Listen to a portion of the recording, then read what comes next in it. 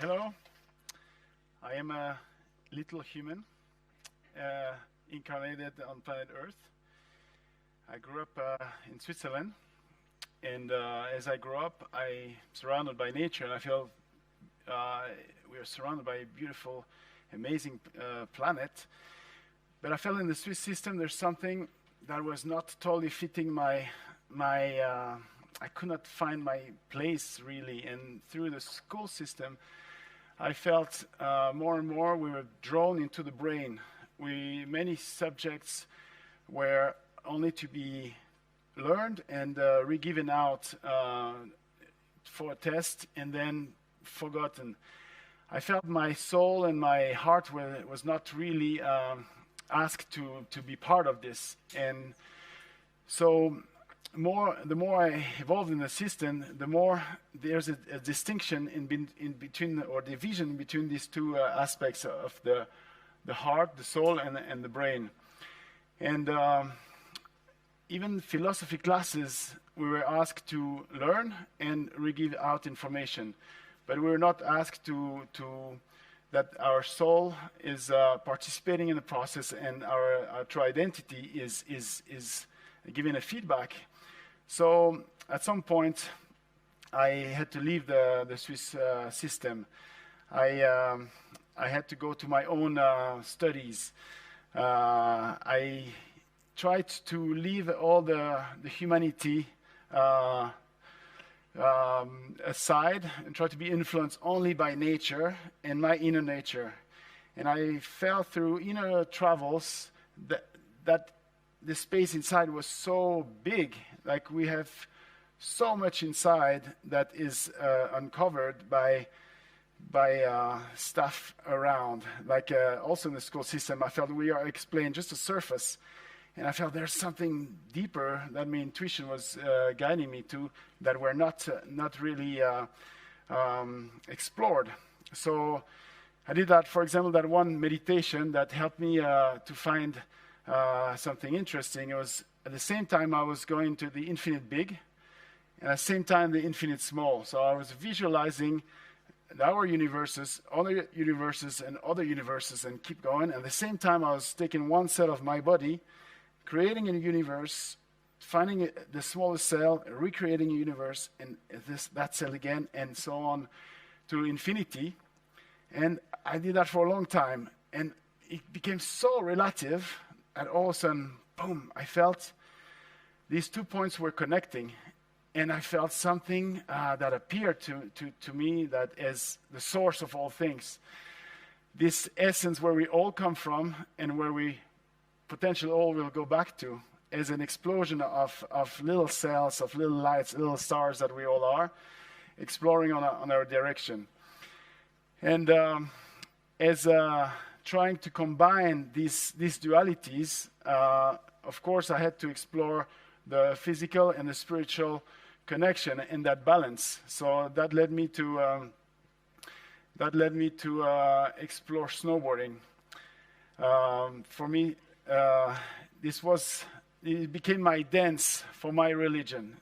Left, right, masculine, feminine, yin, yang, as a continuation of the heartbeat of life, as a continuation of these many DNAs that we have in our body that are vibration. And it taught me a lot about not stopping the movement to find security, but find this security in the movement. And it taught me a lot about law of attraction. I entered the Freeride World Tour and the Very Extreme, and every time I could see a rock, and I said I might land there, I might break my bones, I gave way more chances for that to happen. So in a way, I could feel I was attracting what I was fearing. So it also learned me a lot about focusing on the positive, focusing on the goal, and when I see where I'm going to land, then I would land there. And but more than anything else, it was beyond competition, because competition also taught me that it's not a competition against somebody else. It's a competition with me and with the mountain. If you compete against the elements, nature and the mountain, it kills you like this. So this was a very interesting experimentation of my theoretical philosophy. And this led me also to do design courses for ski cross and border cross around the world. It made me travel all around to build World Cups, to Olympic Games. And this story that happened to me where I had been asked to create a World Cup. They told me we have 1 million francs in the game, and there's not enough snow. So we don't want you to start, and if you cannot make it, we lose all the money. The insurance won't pay, but they pay now, but not later. And I went on the terrain, and I thought, it's very interesting terrain. We can use the natural terrain a lot. We don't need much snow, so we can do it. Are you sure? Because if we start now, then we could be in big trouble. Yeah, we can make it. No problem. So I start building all in confidence and pushing my snow here and there. Very little snow, but using every single movement of nature. And all of a sudden, maybe because I had put my pressure on me and attracting that, some results happened that I could not bring the snow up where I wanted anymore. And the machine breaks down. It's 4 a.m. The next day I have to deliver the course and it's not finished. And I was like, that's it, I'm done. I'm never going to work on this field anymore. Everybody's going to know that I made them lose 1 million francs. And so I have to do something totally different. Maybe it's the universe telling me it's not supposed to be for me. I have to develop more in my painting and my other directions, which luckily I had developed in different directions, some healing techniques, some graphic work, some art. So I totally relaxed, and I said, okay, I surrender totally. I let it all go, and whatever happens will be right. And all of a sudden, machine starts again. I can bring the snow up, and the riders still say it was one of the best courses they've ridden.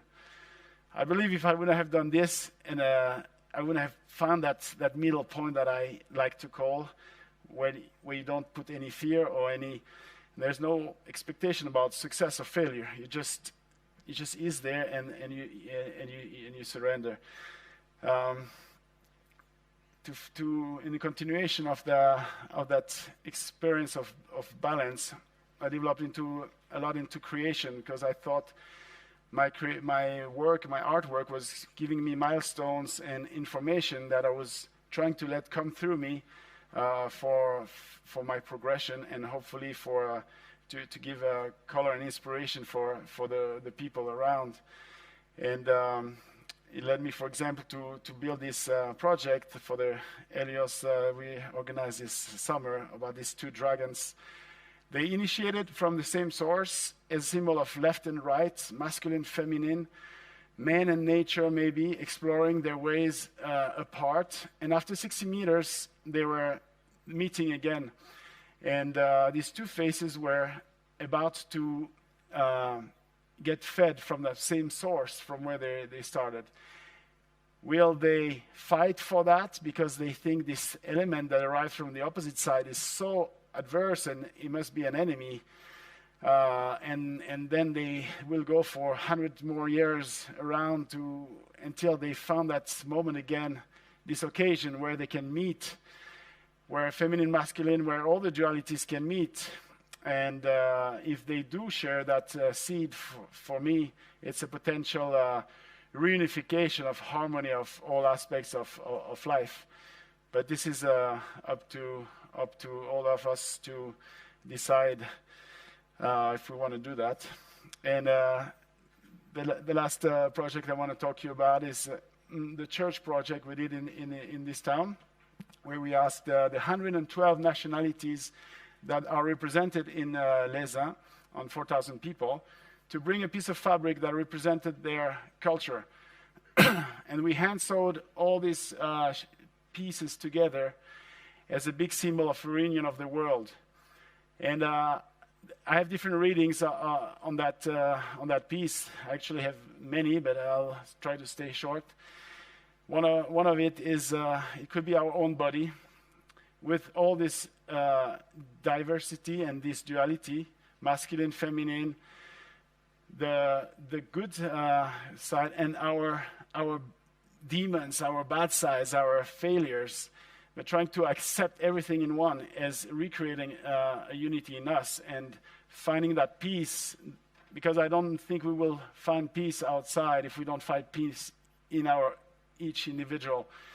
And this could be also a symbol of the world itself, where all these cultures and all these different colors around the world with so much different direction and variety. But if we give a place to each of these beautiful directions, and we recreate a unity out of it, we might be able to feel that center and that one big unity of harmony that I hope we will manage to go to one day.